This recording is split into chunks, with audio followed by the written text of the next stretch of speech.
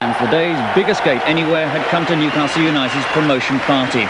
While 3 points would have sent them home happy, manager Arthur Cox was determined his side would go up in style. And with 17 minutes gone, United fashioned a goal of real quality. Chris Waddle's great run and cross set it up, and Kevin Keegan's brave header did the rest. The collision with Derby's Graham Harvey was typical of the knocks he's taken in the United cause these past 2 seasons.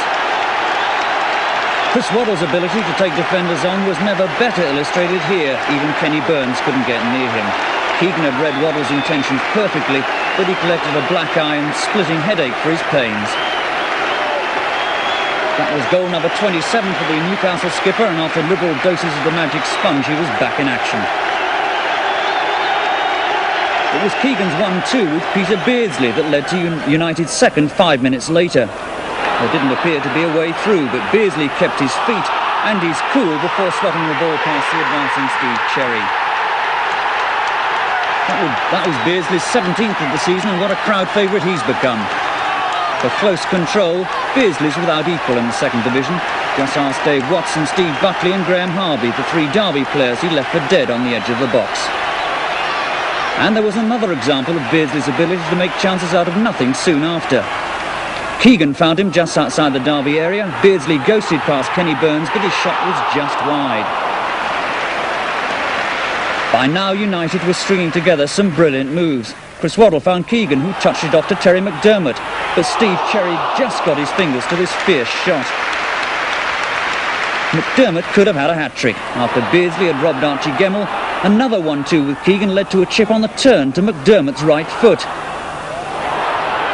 What a Terry Mack special that might have been. Though Derby were being overrun, United didn't add to their 2-0 lead until 5 minutes after half-time, and what a goal it was.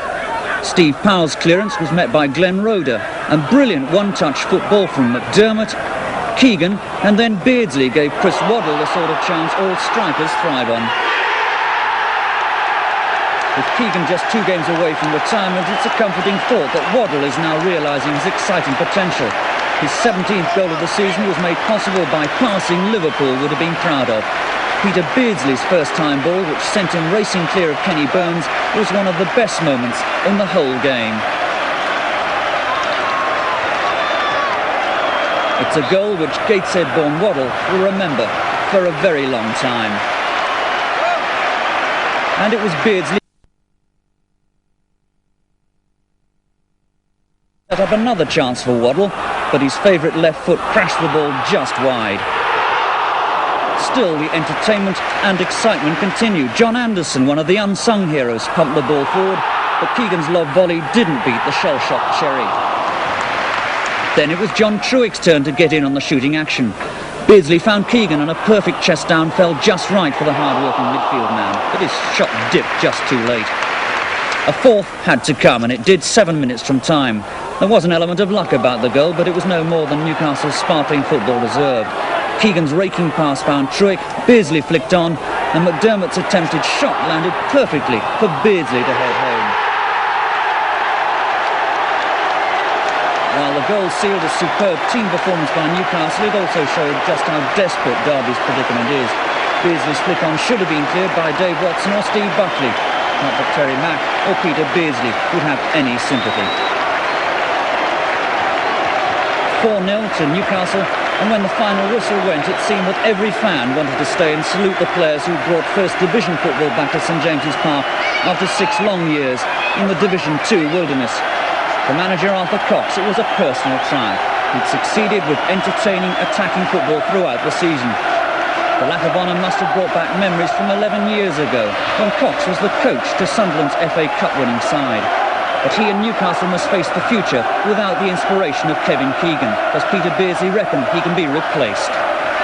Well, obviously it's going to be hard, you know, they're going to have to buy a couple of players at least to replace him. But I think everybody behind the scenes will be working hard to get somebody, probably not as good, but trying to get somebody with the same crowd appeal, and hopefully they'll bring a big name. They might even be looking to Peter Beardsley to replace him. Oh, well, I think it's a bit early for that yet, you know. I'm just happy to be here playing with him this season and hopefully playing with somebody nearly as good next season. It's totally impossible for anyone to replace him. First of all, particularly me as a person in my life. It's totally impossible to replace him on the field. It's totally impossible to replace him for the supporters. But and it's not possible to replace him for the players who are here at the moment.